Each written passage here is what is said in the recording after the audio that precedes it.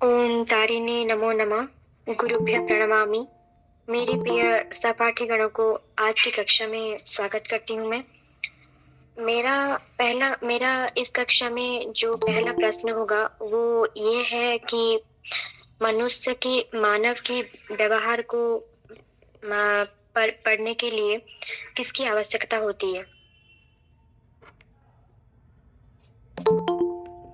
व्यक्तित्व की आवश्यकता होती है।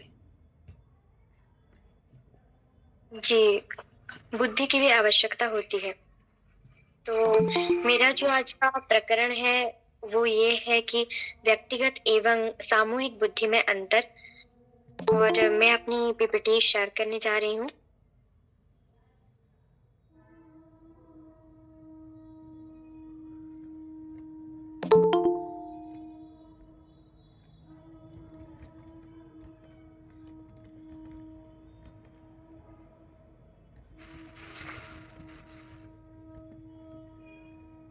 आप सबको पीपीटी दिख रही है? जी जी, दिख रही है। धन्यवाद। अ, आज की कक्षा में पहले हम बुद्धि के बारे में थोड़ा जानेंगे। बुद्धि के बारे में बताया गया है, फिर भी हम बुद्धि के बारे में थोड़ा याद करेंगे। तो बुद्धि जो है ये एक मानसिक शक्ति है जिनमें व्यक्ति किसी समस्या को समझकर उस पर विचार करके और तर्कपूर्ण ज्ञान हासिल करके परिस्थितियों से निपट सकता है। तो जैसे कि आप मान लीजिए आपके समक्ष एक समस्या आ गई है, तो पहले वो क्या होता है, वो पहले मानसिक पटल पर आती है, उसके बाद व्यक्ति उसको उस समस्या को समझता है, उस पर तर्कपूर्ण विचार करता है, फिर वो एक सिद्ध पर पहुंच जाता है कि हाँ, यह वो समस्या का समाधान है और वो परिस्थिति से उसके बाद वो परिस्थिति से आसानी से निपट सकता है। तो पूर्व की कक्षा में महोदय के द्वारा जो प्रश्न था कि बुद्धि और मन में अंतर है या नहीं, तो हाँ, बुद्धि और मन में अंतर है। क्यों? क्योंकि बुद्धि से हमें एक चीज सिद्ध हो जाती है और जो मन है वो एक चीज को इंगित करती है। इसका अर्थ ये है इन जो हम आंग्ल भाषा में कहते हैं इंडिकेट करना, उसी को। तो बुद्धि सीखने की एक क्षमता भी है। अब हम बुद्धि की परीक्षा के बारे में जानेंगे। बुद्धि की जो परीक्षाएं हैं वो सामान्य रूप से दो वर्गों में विभाजित है। प्रथम वर्ग जो है व्यक्तिगत बुद्धि और द्वितीय वर्ग जो है सामूहिक बुद्धि। और व्यक्तिगत बुद्धि दो वर्गों में विभाजित है। एक है शाब्दिक बुद्धि और अशाब्दिक बुद्धि। और सामूहिक बुद्धि भी दो वर्गों में विभाजित है। एक है व्यक्तिगत बुद्धि और सामूहिक बुद्धि। तो व्यक्तिगत बुद्धि क्या है?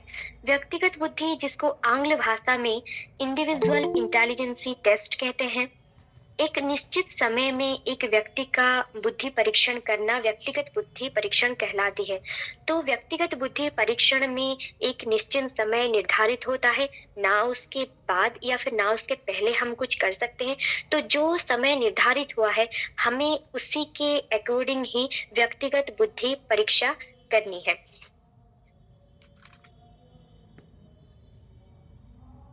अब सामूहिक बुद्धि। सामूहिक बुद्धि जिसको आंग्ल भाषा में ग्रुप इंटेलिजेंसी टेस्ट कहते हैं। और ये सामूहिक बुद्धि क्या है? एक साथ कई लोगों की बुद्धि परीक्षण करने का एक तरीका होता है।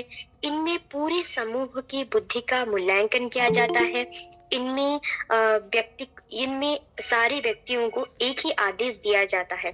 तो जो सामूहिक बुद्धि जब हम परीक्षण करते हैं, उसमें क्या होता है, जो एक ही आदेश दिया जाता है, वो उस आदेश के अनुसार जो फलाफल निकलता है, उसी हिसाब को उसी को देखकर हम मूल्यांकन करते हैं। तो ये हमने व्यक्तिगत और सामूहिक बुद्धि के अंतर के बारे में जान लिया। अब जो प्रकरण का मुख्य विषय वस्तु है कि व्यक्तिगत एवं सामूहिक बुद्धि में अंतर, हम उसी पर चर्चा करेंगे।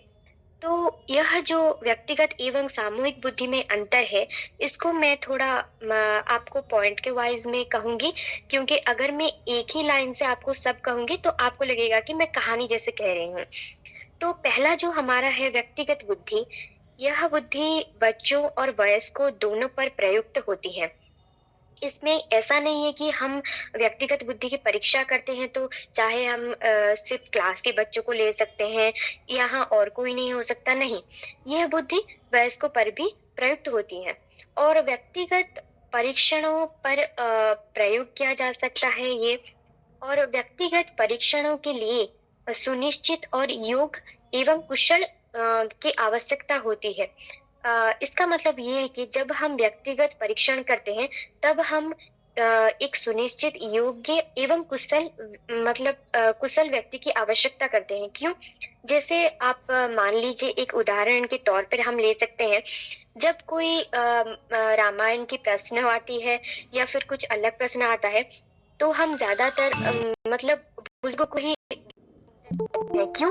क्योंकि हमें सुनिश्चित यही पता है कि उनके पास ही जो सही जवाब होता है वो उन्हीं के पास ही होता है और इसका सही जवाब वो देते हैं। तो हमारी नज़रों में वो क्या होते हैं? योग्य और कुशल होते हैं। तो व्यक्तिगत परीक्षण में बहुत समय भी होता है क्योंकि ये इंडिविजुअल टेस्ट है, तो यहाँ एक-एक व्यक्ति की परीक्षा ली जाती है, तो यहाँ बहुत समय भी लगता है और यहाँ अलग-अलग परीक्षा भी मतलब अलग-अलग परीक्षा सबकी ली जाती है। तो आप यहाँ एग्ज़ाम्पल के तौर पे कक्षा के बच्चों को भी ले सकते हैं। जब हम टेस्ट लेते हैं, तो सबके अलग-अलग टेस्ट लेते हैं, इसीलिए। तो व्यक्तिगत परीक्षण जो होता है, वो ज़्यादातर वस्तुनिष्ठ नहीं होता है। अर्थात ये विषय वस्तु पर ज़्यादातर आधारित नहीं होते हैं। हमारी कक्षा में भी आप देख रहे होंगे, जैसे मानिए हमें कोई अलग से टॉपिक से भी हमें कुछ भी मतलब प्रश्न पूछा भी जा सकता है या फिर हमें परीक्षा भी करने के लिए कहा जा सकता है। तो वो भी हमारे सिलेबस में तो नहीं होता है, फिर भी हम उसी पर भी हम टेस्ट देते रहते हैं। तो व्यक्तिगत परीक्षण विश्वसनीयता मतलब इसमें विश्वसनीयता आसानी से बढ़ाई नहीं जा सकती है। इन परीक्षणों में बालकों में ज़्यादा घबराहट होती है।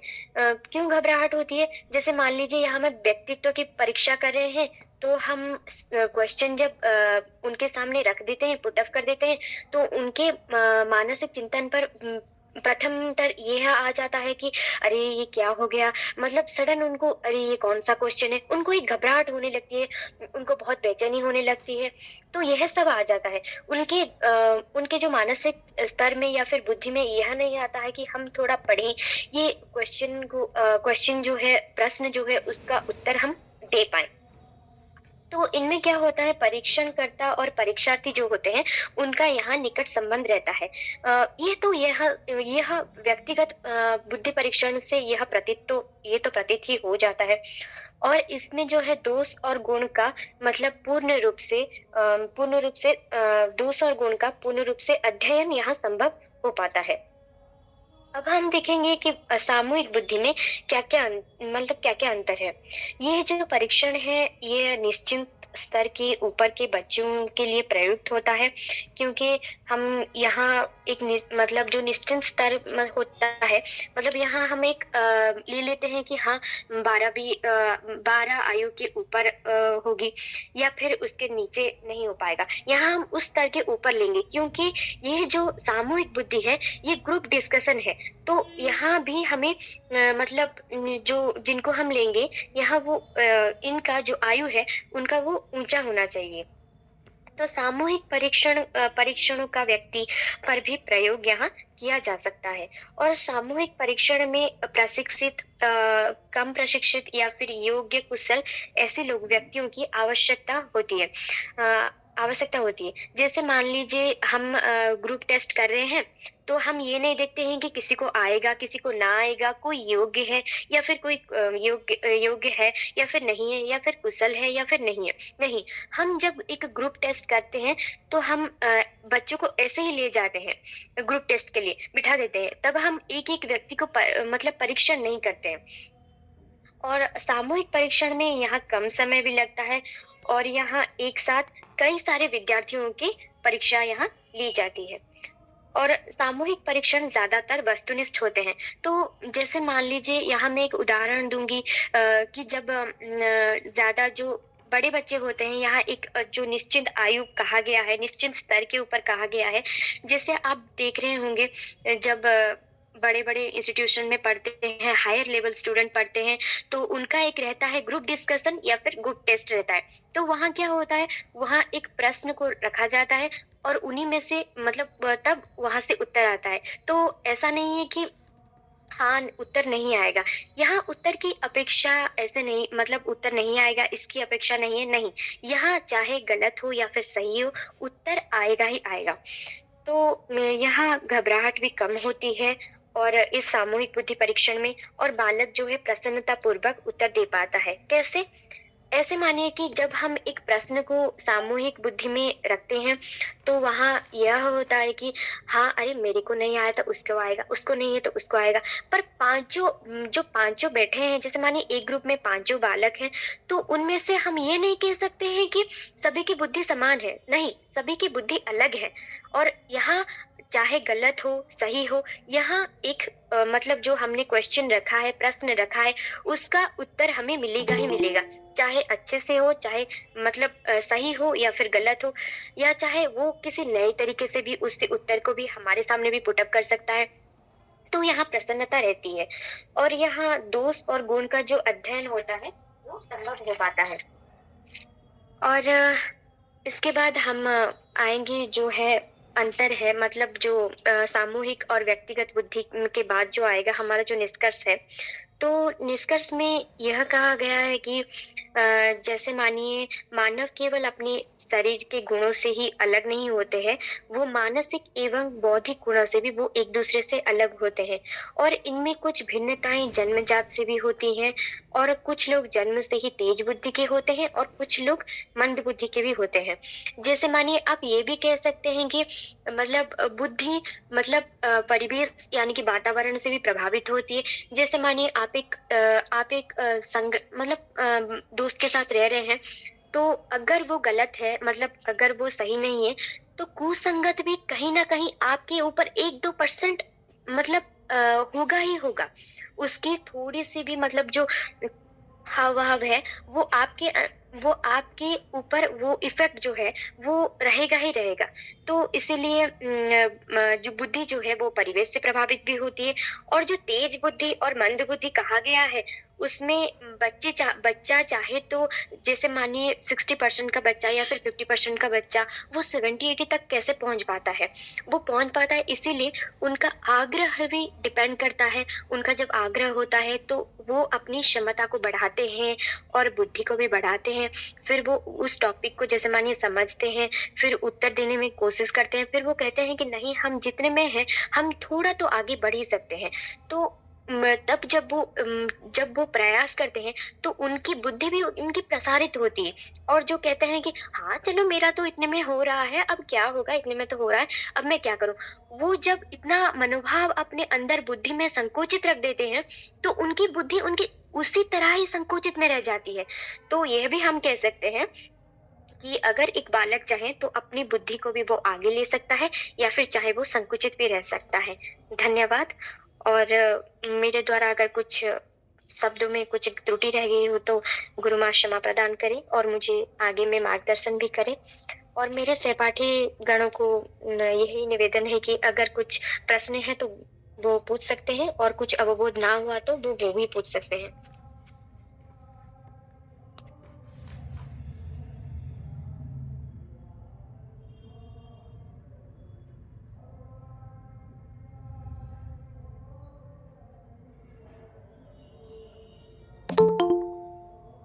कोई भी प्रश्न है?